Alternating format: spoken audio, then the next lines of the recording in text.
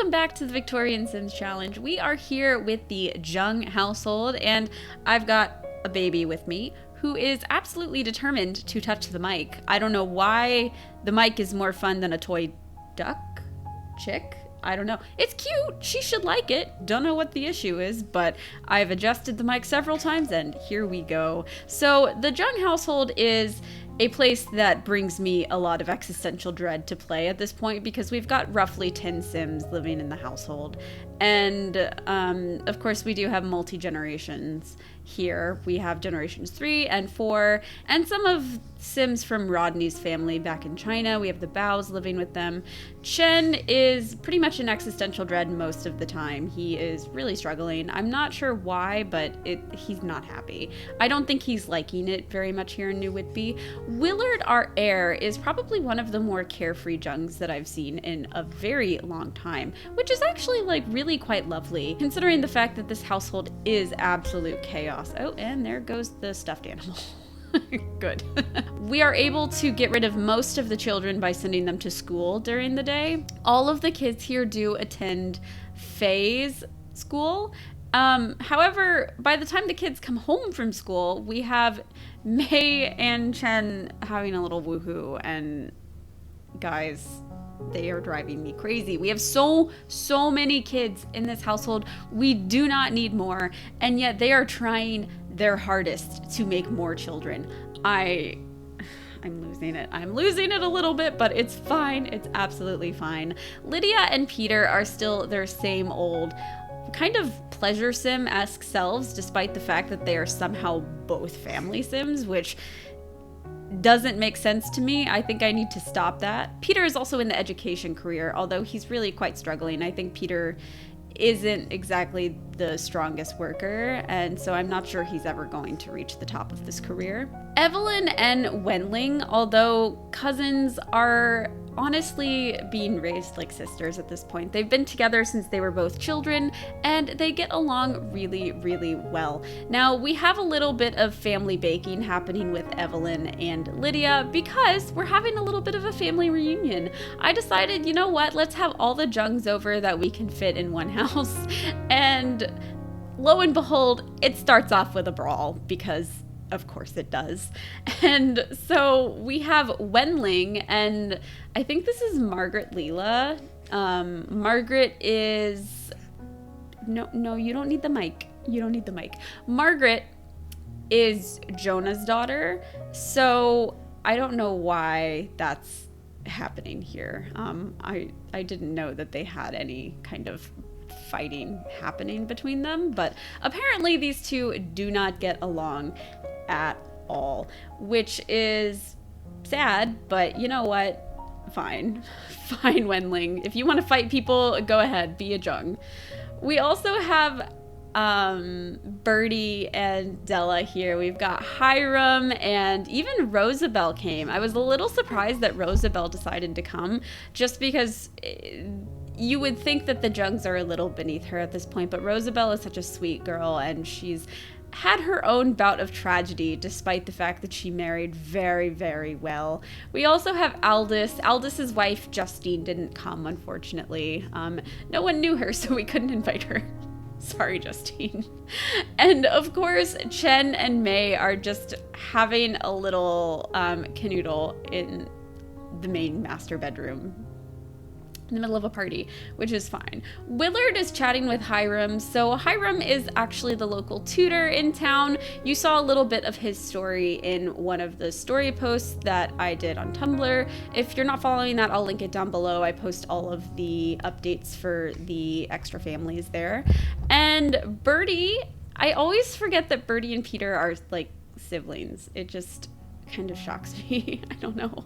To my great displeasure, these two are now pregnant again after having Wenling and 3 triplets since they moved into this household. They moved here only with Wenling, and now they've got 4 kids plus however many more are in her womb. I decide that it's time to kind of settle out Evelyn's dowry just because she is really kind of marriageable age, and I really want to figure out how much we can afford for her and what kind of marriage she can go for. So we actually end up with 11 of these baby grand pianos for her dowry, and that pretty much sets her up in the proper middle class. Like, that's a very big dowry. She's doing great.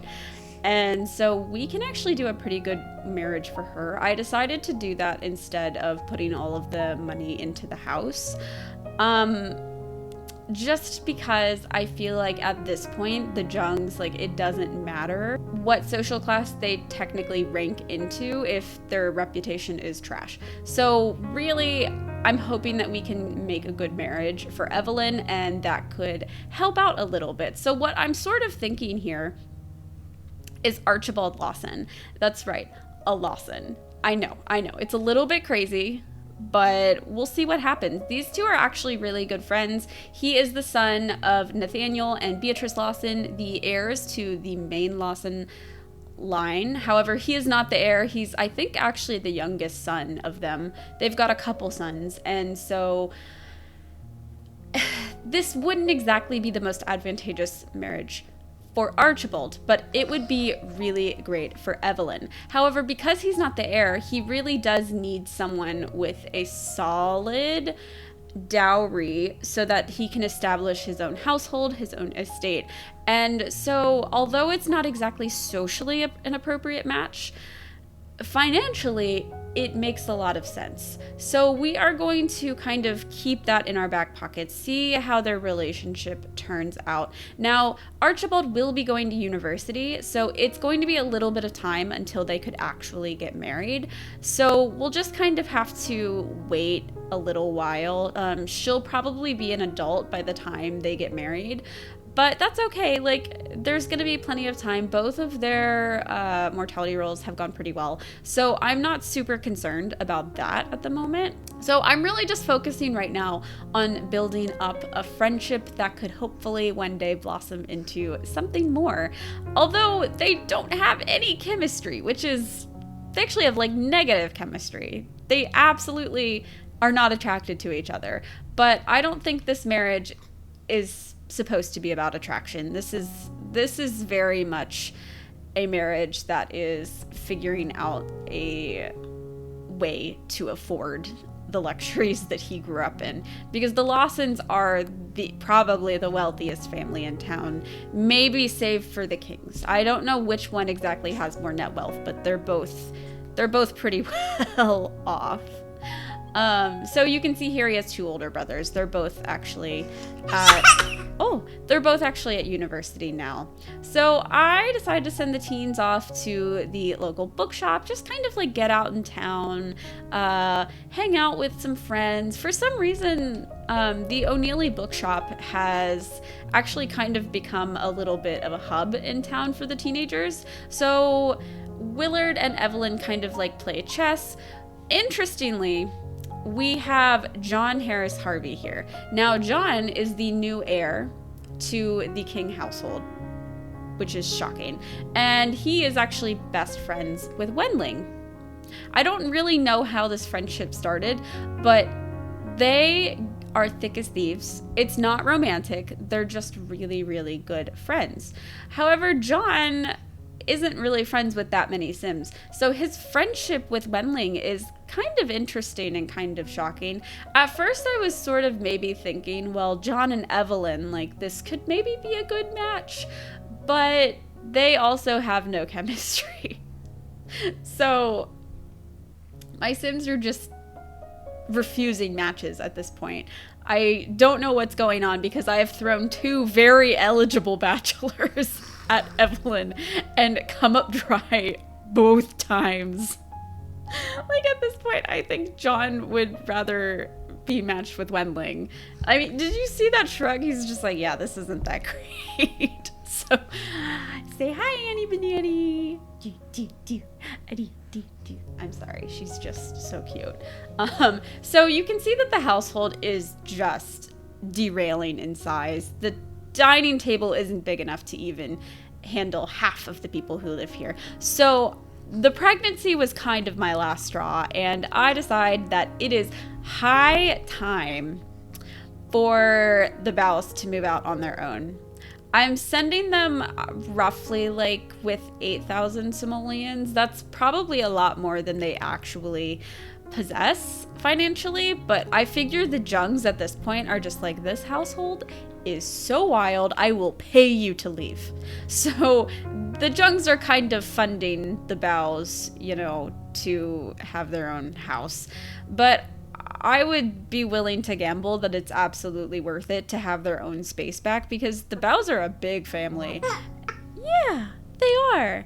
And so I moved them into this cute little cottage I built. It's not very much, but it has enough beds for everyone. And the kids all kind of share a bedroom up at the top floor. And they have a little brood of bunnies so that they can have some food source. I haven't quite decided what their jobs are going to be yet, but we'll get to that a little bit later, and I will play with them. Oh, hi. I will play with them in some of the like Tumblr posts, so you can still follow them, and we'll have some updates in the main episodes as well. Evelyn and Archibald are still struggling a little bit, but Archibald actually comes over of his own volition quite often. So I do think, despite the fact that they have no chemistry, there is still a possibility here. Peter and Lydia are so ridiculously in love. Like, they were such a good match. They're both family sims who at heart are pleasure sims, and they're just constantly dancing around the house. I mean, look at them. Like, I'm not making them do any of this. They're just doing it autonomously. And for the Jungs, it's actually just like, we've had a lot of love matches for the Jungs.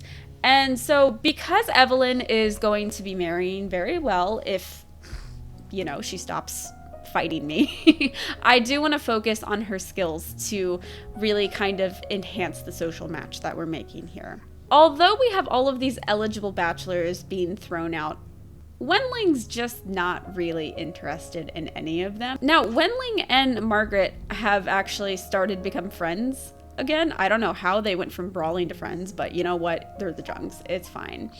Peter comes home with a promotion finally. It has been days and days without a promotion, but he also comes home with a cold. So he's going to be stuck in the bedroom, and I'm desperately hoping that he doesn't give this cold to anyone else.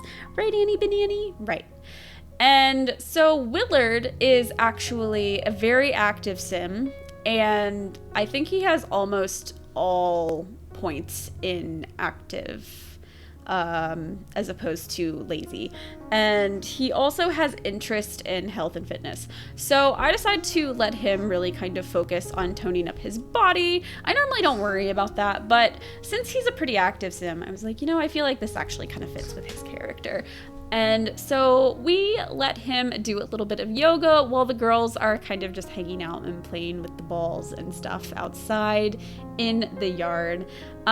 He's not really going to do any athletic careers. I think this is more just a bit of a hobby. But what's interesting about Willard is that his lifetime want is to become mayor. And he really intends for that to happen. So across town at the Elmstones, this is Ida Philippa Elmstone. Her parents are Flora Lawson and Nicholas Elmstone. So Flora was Philippa's only daughter.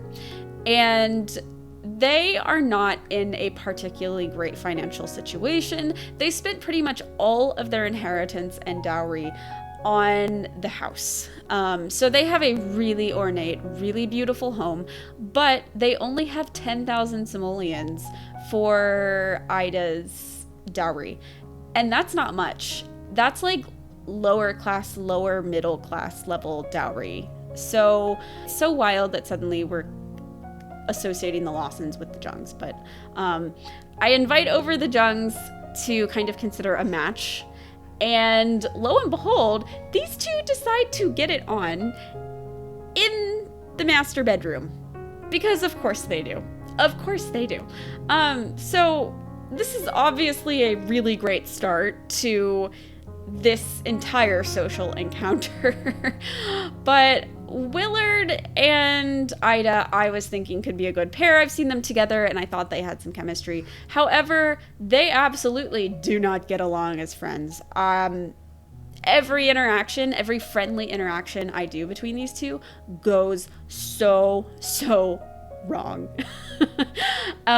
This is not for lack of trying. I am actively trying here and actively failing, unfortunately. So this entire episode, I'm really just striking out with matches. However, this is probably like, they do have some romantic chemistry though. So I will say that they're doing better than Willard's sister's potential matches. So this is actually an advantageous marriage for them financially, just not socially. Look at Evelyn. She's just lounging, and the Jungs have no social propriety. None. Absolutely none. This is just going so bad. But because Ida doesn't really have much of a dowry, this is probably the best marriage she can get. Marrying into the proper middle class isn't bad, although she's definitely going to be missing out on some of the luxuries she grew up in. I mean, you see how ridiculously ornate this parlor is. It's silly. It's absolutely absurd. So you can see that they start getting along better once I do more romantic interactions. So honestly, I'm just kind of feeling enemies yet lovers simultaneously for them. We'll see how it develops, but at the moment, this is the best we can do. And gosh, the Elmstones have to be so desperate for their daughter to be taken care of if they're marrying a Jung. And not only a Jung, but they know financially as well that it's a bit complicated because Peter's a bit of a gambler. Everyone in town is pretty aware of Peter's gambling issues. So it's complicated. It's very complicated. But I think they recognize that they don't really have another choice. Willard is still working on himself quite often. He is really motivated to stay in shape now that he's marrying probably one of the prettiest girls that we've got in town. Although her facial features are a lot sharper than I actually remembered, but I think she looks really cute. So I'm excited to see what happens with the Jung and Elmstone genetics. Nicholas Elmstone was created by Jolie, who is a master of Puglet Sims. As we know, her Sims are gorgeous. So I think he's actually our only Puglet Sim in town. So we actually expedite the wedding a little bit.